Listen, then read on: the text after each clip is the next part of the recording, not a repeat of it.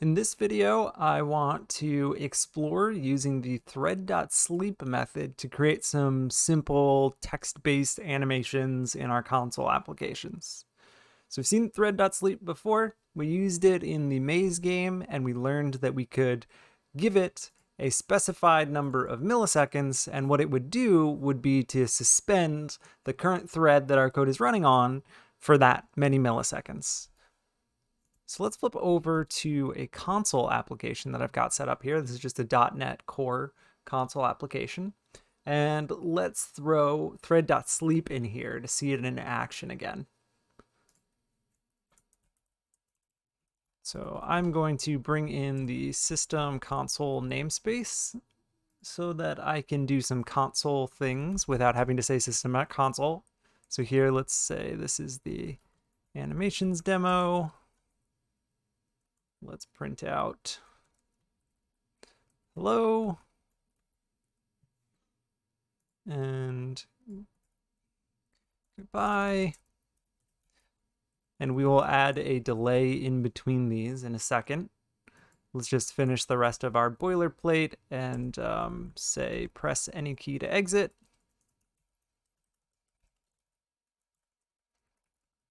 And we can read key here at the end to keep our console window open. So this is just our normal boilerplate when we're creating these console applications. And it pops up, hello, goodbye, with our title, press any key to exit. So now we can add sleep in here. So if I flip back to the docs, we can see that this is a static method, so we don't have to instantiate anything to call thread.sleep. We're going to pass in a number of milliseconds, and then it's important for us to know like where this sleep method lives. So if we look up at the top of the docs page here, and I'll have this linked in the video description, this lives in the system threading namespace. So the full path to get to this method would be system.threading.thread.sleep. So system.threading.thread.sleep. And if we pass in a number of milliseconds here, it's going to sleep for that long. So 1,000 milliseconds, that's 1 second.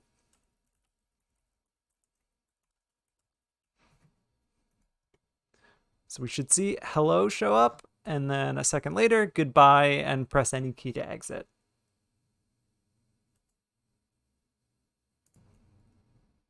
And if we increase this, one important thing to note is that with thread.sleep, that locks up our console. This form of sleeping means that interaction is blocked. We cannot read key, we cannot interact with the console window while that thread is sleeping. So that's a big limit of using thread.sleep. There are other asynchronous programming techniques that you can dig into that don't have that blocking limit on them.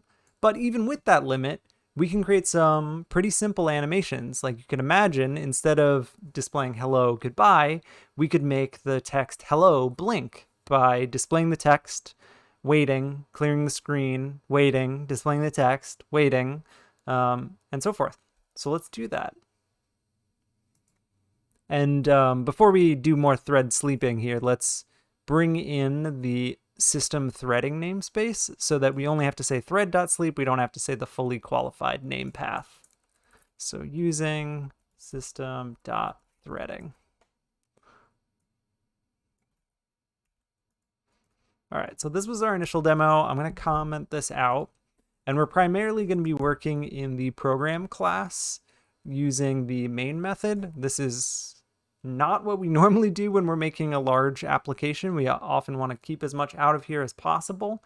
So as we build things up, we're going to move them to a static class that we could potentially bring from project to project anytime we want to use some text animation. Okay, so let's display hello on the screen, and then we can sleep.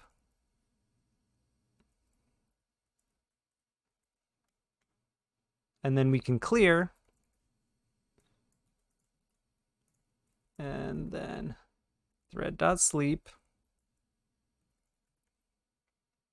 And then if we wanted to make this blink multiple times, because right now we're going to display hello, we're going to clear, and then wait. If we wanted this to sort of blink for a certain number of times, really what we want to do is throw this code into a loop.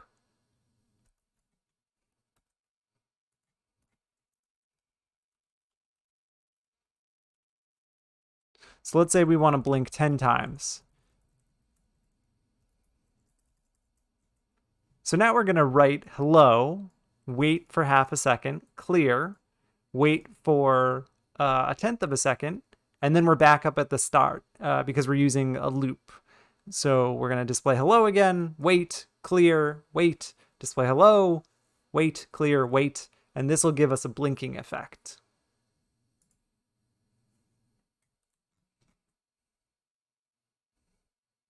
So it should blink 10 times because that's how many times we have our loop set up to run. And you can see that the loop ended with the clear, so we don't actually see hello after this has finished running. One small improvement we could make to this structure here would be with the cursor, the console class, we can make the cursor go invisible.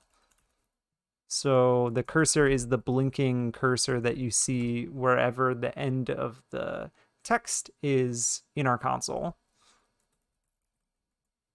So if we set the cursor to be invisible before our loop, and then we set it back to be visible at the end, we're going to temporarily hide that blinking cursor. So no more blinking cursor that's showing up down below hello. And then when it finishes, our cursor comes back. So we can temporarily toggle that cursor on and off depending on our needs. Let's take this code that we wrote right here. This is hard-coded to only blink 10 times for the word hello. Let's turn this into a reusable method. So I'm going to want to put these methods in another class. And let's call this something like text animation utils. And this can be a static class that we fill with static methods. So it'll just be a collection of different methods that are useful for us to do text animation. And that first one would be a public static method that doesn't return anything, that does this blink operation that we just created in program. So what we want to think about, we can grab our code here from program and paste it in here. We want to think about what aspects of this code should be configurable. What should we accept parameters for so that this blink operation is more generally useful, more configurable? So obviously the hello, we definitely want to be able to specify what text to blink. It might be nice to also control the blink count, like how many times does this blink? And then maybe you would also want to control like how long is the text visible, this Thread.Sleep, and how long is the text invisible, this Thread.Sleep. So we might want to put 4 parameters in here. And before we do that, let's fix these errors. So right now what it's complaining about is that it does not know what the cursor visible is. Whoops, didn't mean to pull up the fixes menu. And that's because we need to bring in system.console up here. And let's also bring in system.threading, bring in that namespace so that we can just say Thread.Sleep. Okay, so back to our parameters. So the first one we want is the text. So whatever we pass in here for the text should be what we're displaying for blinking. This next parameter that we want to define would be how many times does it blink? So we could call that blink count. And like we saw when we started learning about parameters and functions, we can actually assign this to be a default value. So maybe we would choose that, 10 was a lot of blinks. Let's say the default value is 5 blinks.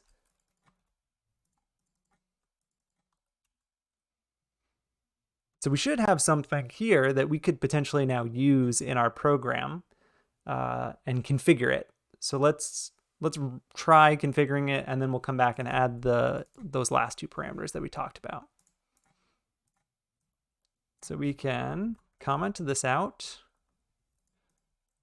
and then we can use our text animation utils.blink, and we can use that because this is public and static. So public means we can access it here from program, and static means that we don't have to instantiate this class to use this method. We're accessing the method directly from the class name. So we can pass in our hello, and let's say we want to blink 3 times.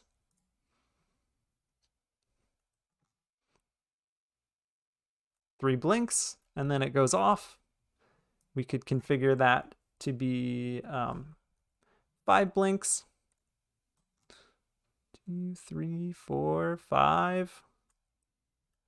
And if we decide that we don't want to specify that parameter because we've given it a default value, it's optional. And we can see that in the docs here being represented with the brackets around blink count. So this should do the equivalent of us passing in 5 there.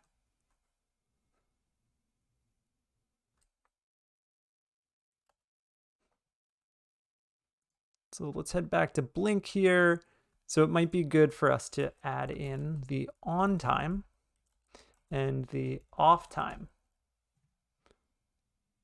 And we're going to have to give these default values.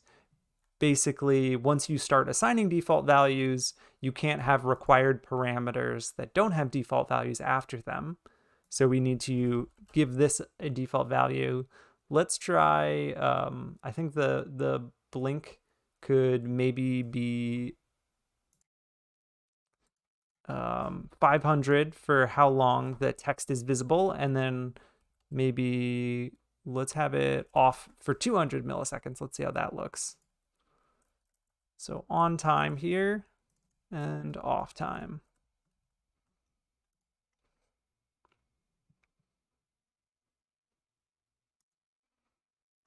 So going back here, we should have this blinking with our new timing. Doesn't look too bad. And of course, we can configure that. So if we decide we want a different kind of blinking here, we would have to specify all of these parameters. Like maybe we'll blink 10 times, it should be on for a second, and it should be off for just a 20th of a second.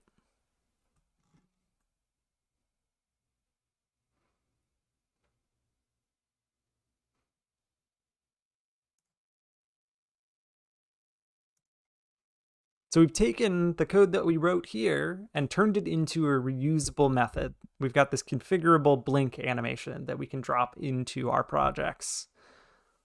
So let's actually, instead of just blinking hello as a single line of text, let's head to our ASCII art text generator.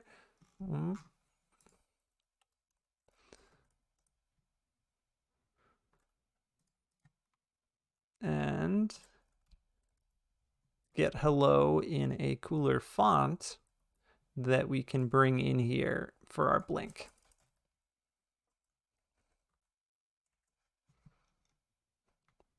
And I think I'll have it blink 10 times, but I won't control the on and off time.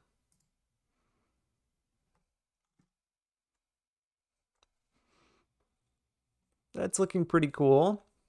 I think the only thing left to do with our blink is it would probably be nice if instead of landing on the cleared version of the screen, it lands on the actual text, which is a pretty easy fix. So we're displaying the text, clearing it, and looping through this. So we end with a clear.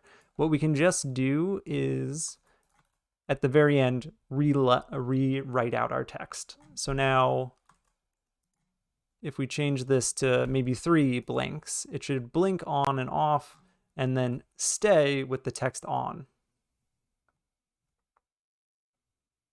So if we want to have a little like blinking title screen, this would be the way to do it, by leaving the text still on the screen after the blink animation is done.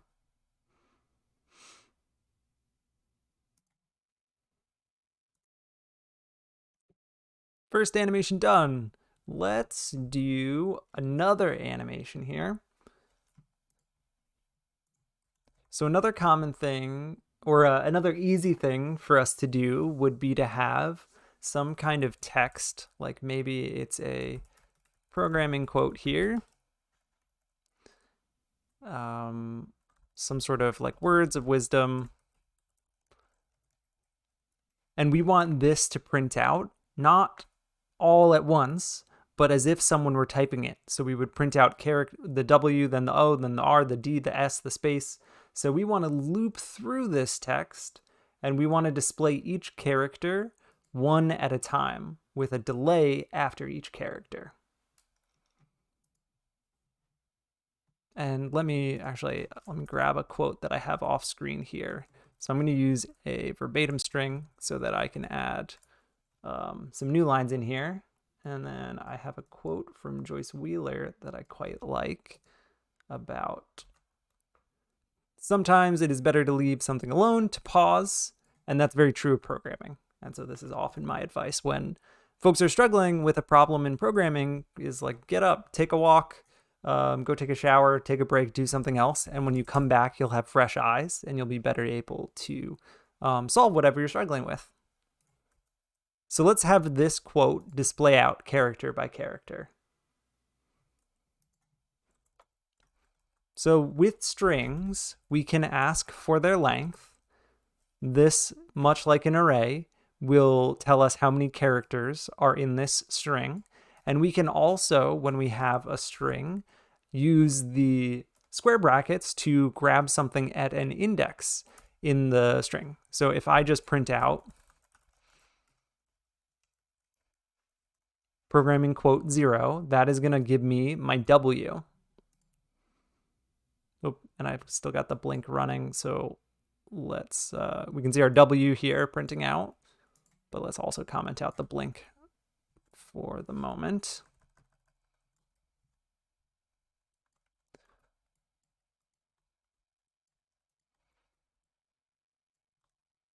So I'm just going to print out the first few characters so that we can see this working, word.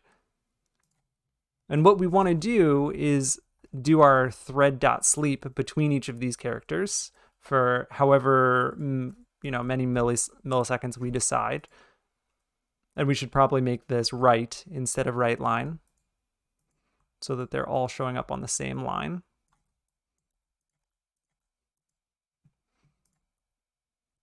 So this should hopefully give us a little animation for word that went by really quickly. Let's try that again. Yeah, it's going pretty quick here, but that's because we're only displaying 4 characters. So we want to take our string, and we don't want to hard code this. We want this code that we write to work for whatever length string we give it. So instead of doing what we're doing here, where we're starting at 0, 1, 2, 3, all the way up to the length, we should do this in a loop. So if we write a for loop, we start at 0, which is where we start for indices, and we want to go up until the length of the string. Remember, we saw that strings, you can ask for how many characters they are. And we want to increment by 1 each time. So now, instead of saying programming quote 0, we can say programming quote I.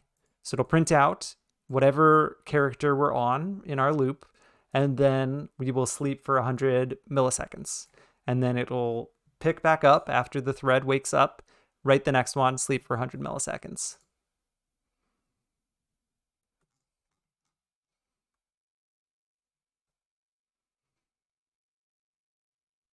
So it looks like it's working, and it handles our new lines properly. It's using them. Whoops, I defocused my console, so it stopped animating.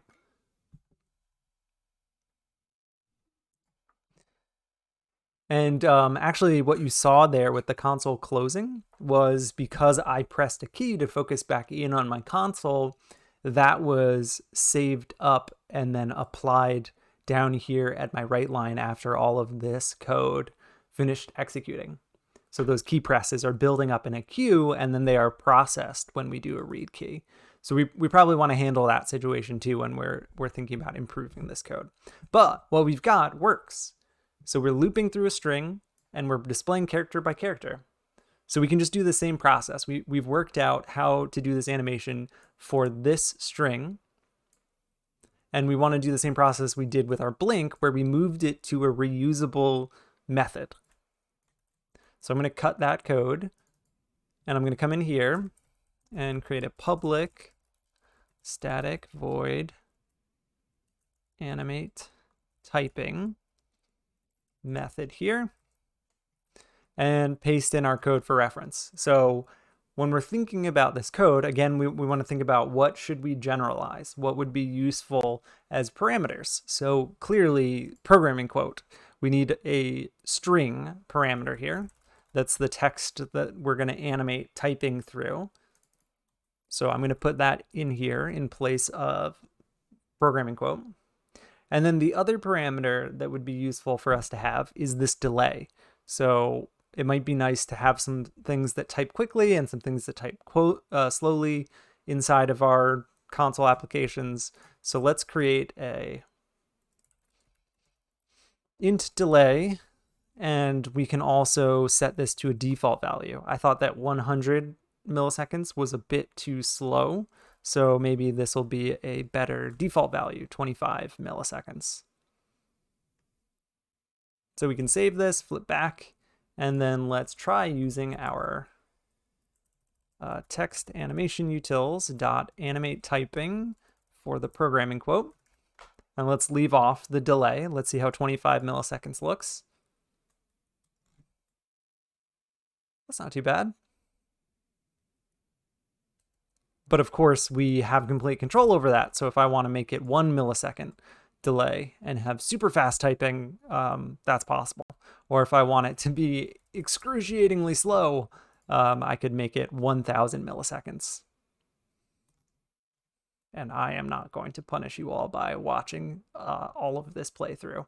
But we have built something that is reusable. We can do this kind of animation across our projects now using the static method that we created. And it's configurable, which is really nice.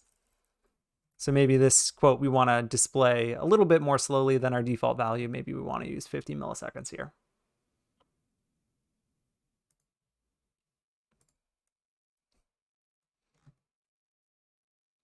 That looks pretty good. So one consideration that we might have here is that a lot of games and interfaces where there is this kind of animation playing, there's a way to skip through it. So we don't have that way to skip through it. If we start displaying a really long string, and our user is like, I can read pretty fast, I want to skip to the end, there's no way to do it. The user is just going to have to watch that full string printout, character by character. So what we could think about doing is back in our animate typing is after we write a character and we do our sleep, we could check, has the user pressed any keys? If they pressed the enter key, then let's go ahead and just skip to the end. Let's not write the rest of our animation, or we shouldn't write character by character. We should just display the rest of the string. So we don't want to just do read key here. If we do read key here, that means that after every character, it is waiting for a key to be pressed. So instead of doing that, we want to do something like we did in the maze game, where we check if a key, so we're using the console class here, we're checking if a key is available. But since I brought in the console class, we don't have to do console dot. So this means, has there been a key added to the queue in that input stream? Has the user pressed anything since the last time we hit this if statement? So if they pressed something, then we can read that key. And that means that we're not going to just read key every iteration of the loop. We're only going to get a key when the user has pressed a key. And let's do what we did in that maze as well, where we're reading in the key that was pressed, so the information about the key, and we can say if the key info, and look at the key property, is equal to console key dot enter, or whatever character you want to use, the space key, the escape key. If it is whatever key you're choosing, then we want to do our skipping. So we want to leave our loop. So we could easily leave the loop by just doing break. But if we do this, let's see what happens. So it's printing out. I'm going to hit enter. It does stop playing our animation, but it doesn't print out the rest of the string. So remember, the break keyword will leave the current loop, so the nearest loop that's surrounding the break keyword. So we're leaving our for loop, but we have not displayed the rest of our text. So what we can do here instead is write, and instead of writing our whole string, we can use the substring method.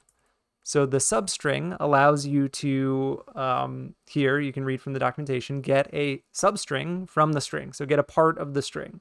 And if you use this overload, you can see that there are two overloads here. There's one where you specify an index to start at and a length to grab, or you can just specify the starting index. So you can say start at index 0 and grab me the whole string starting from there, or start at index 10 and grab me the whole string after index 10. So we can use this substring method here, and we can grab I plus 1 because we have just printed out here the ith character. So wherever we are in this loop, we want to grab the next one and print out the rest of the string from there.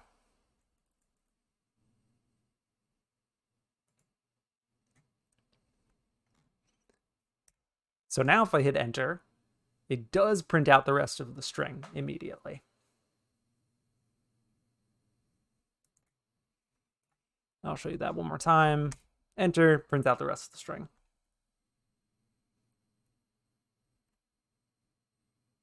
So we're going to add a comment in here. This is skip the animation if a key is pressed. And of course, we would want to communicate this to the user in some way. So maybe like your instructions screen, if you're working on your final project in this class, should say like, hey, press the space key or press the enter key anytime there's an animation that you want to skip.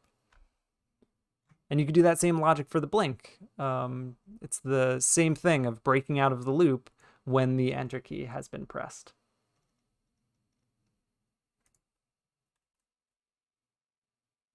All right, so we've got two animation techniques. We've got blinking, and then we have looping through a string to display this kind of typing animation. The last animation technique that I want to go through here together is kind of a classic approach to animation. Let's say that we wanted to display a little smiley face here, and I'm just using ASCII characters. So here's my base smiley face. And then I wanted to do kind of like an animation where it opens one eye wide. So instead of putting an O, I'm going to put a 0 here. Or actually, let's not put a 0. Let's put a capital O. And then maybe I want to have the character open its right eye.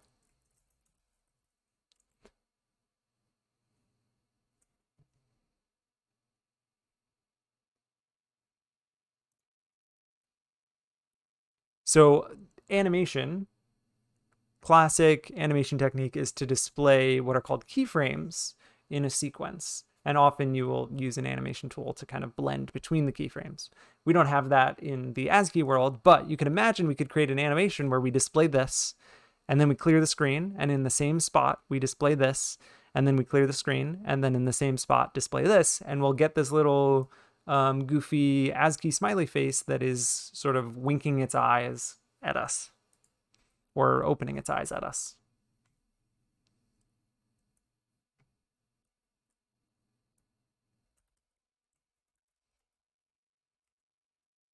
So let's create a loop here. Let's say we want this animation to run through 10 times.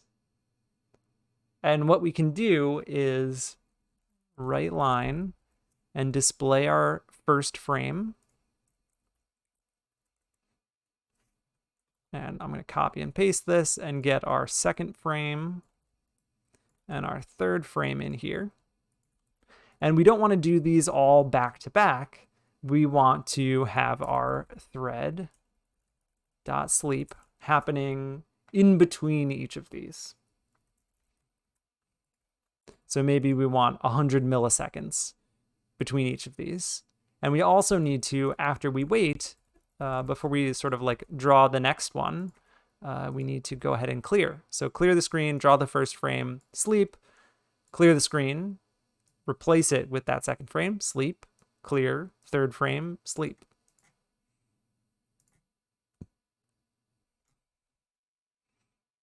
And we kind of get a little smiley face that's opening its eyes at us.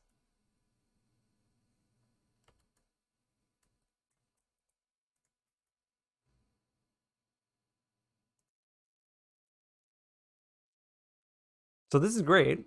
I mean, we basically got an animation running. Only problem is that this is hard-coded, so that it's only this animation. Like, what if we had another kind of animation that we wanted to display, where we had like a little cursor that was flipping and spinning around like a loading indicator, where it's pointing to the right, then it's pointing down, then to the left, then up, and sort of looping through those. We would have to copy and paste this code another time and replace all of these frames. So it would be better for us to think about how we could do this without hard coding it and turn it into a reusable method. So I'm going to cut this and I am going to save this, head to our text animation utils, and let's create a new public static void animate frames.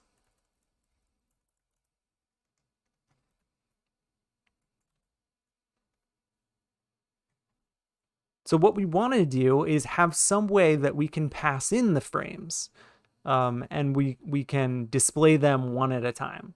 So rather than getting hard coding this so that these frame 1, frame 2, frame 3 are all declared inside of our method, it would be better if we got a string array. So what we would pass into this function would be an array that has each of these 3 strings. And what we can do is, instead of doing all of this, we can loop through our string array.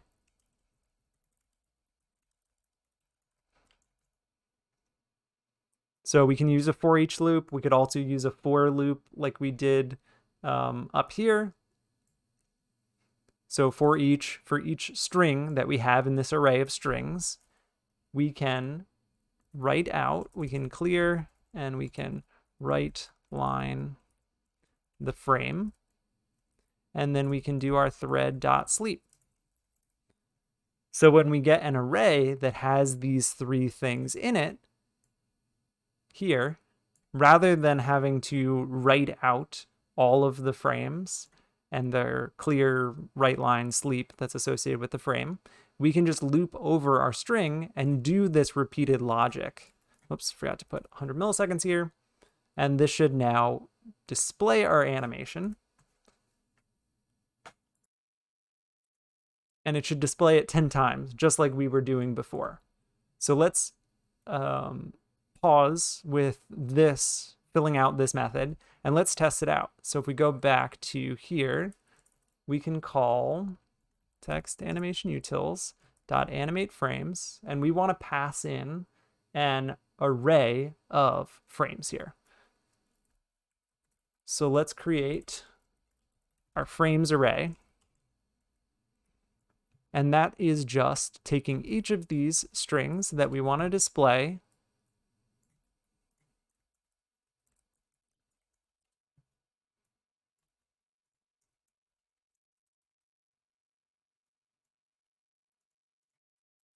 and putting them inside of an array. So then we just pass this in to our animate function, and we get the same thing happening.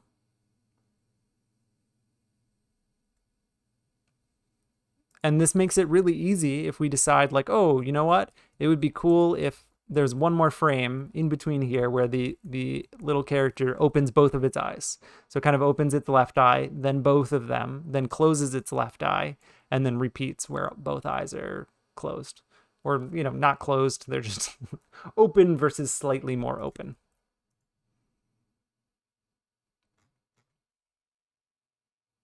Easy to refactor now that we've got this more generally useful version of animation. And if we wanted to do a different animation here, we could totally replace the frames with the other animation, this like loading spinner that we were thinking about doing.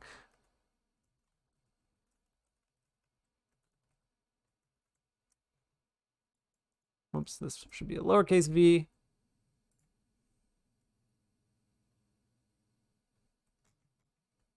And we've got a different type of animation running now.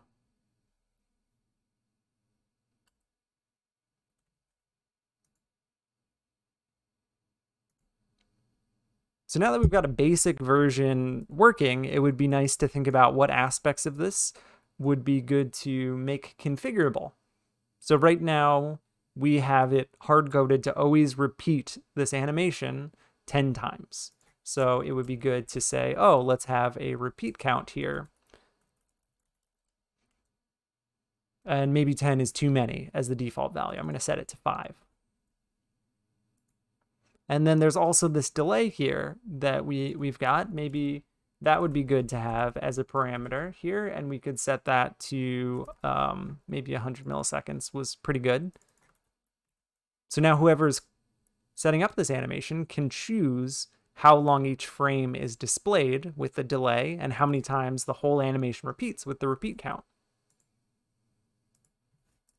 So I could have it repeat 20 times with a really short delay.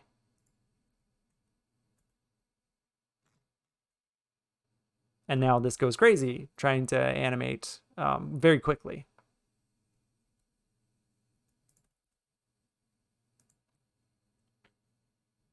We could also improve this with the same trick with our blink by taking the cursor visible, setting it to false, and then at the end do cursor visible is true, so that we don't have the cursor displaying on the screen while the animation is running. So it's hidden while the animation is running. And then when it finishes, cursor should show back up. Great. And one more quick improvement that we could make. We've seen that we can use the set cursor position to control where we're drawing. If we were to change this, and instead of clearing the screen, we're going to move the cursor back to the top left, we can redraw over what's there without having to clear the whole screen, which makes for a little bit more seamless of an animation.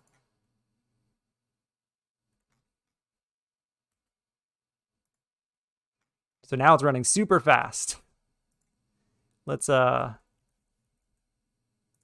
back to our little eye character and bump up the delay. But you can see it no longer flickers. Every time we draw a frame, when we go to draw the next one, we're moving back to here and then redrawing over what's there. One thing I do want to point out with this technique is that if you are moving the cursor around, it's only going to work if all of your frames are the same size. So if I like put two hands up next to the like sides of this character's head, this is now 1, 2, 3, 4, 5, 6, 7 characters long, and this one is fewer characters long. So when we draw this and then we go and draw over it with this character, we're not going to completely erase what was there before. So you can see we've got something goofy going on now. So I'll leave it to you as you are working on this. If you want to do this technique for animation, what you would want to do is make sure that when you set the cursor back to the beginning position, you actually are drawing an empty string over the previous frame. Or you're ensuring that all of the frames are the same length so that they completely erase one another. All right, so that is it for animation, some simple animation using the Thread.Sleep. There's a lot of places that you could take this from here. You could set the cursor position so that these animations don't happen at the top left of the screen. They happen wherever you want to put them on the screen. You could store your animations in an external text file and load them in here rather than creating them as an array. There's all sorts of fun things you can do from here. One thing that you want to keep in mind, though, is that all of this is synchronous and blocking, which means that when we are doing this animation, we can't simultaneously let the user interact with like a menu system or read in input from the user while we are doing all of this. There are asynchronous ways to do this kind of animation to deal with time delays in an asynchronous, non-blocking way, but that's more complicated than we can get into in an introduction class, and you may encounter it later as you get deeper into C#. What I would recommend is that you start turning towards game engines like SAD Console or Unity if you really want to get deeper into the world of animation. All right, so that's it. Bring this into your final projects as you're working on them. This will give you a cool way to introduce some new visuals into your game worlds.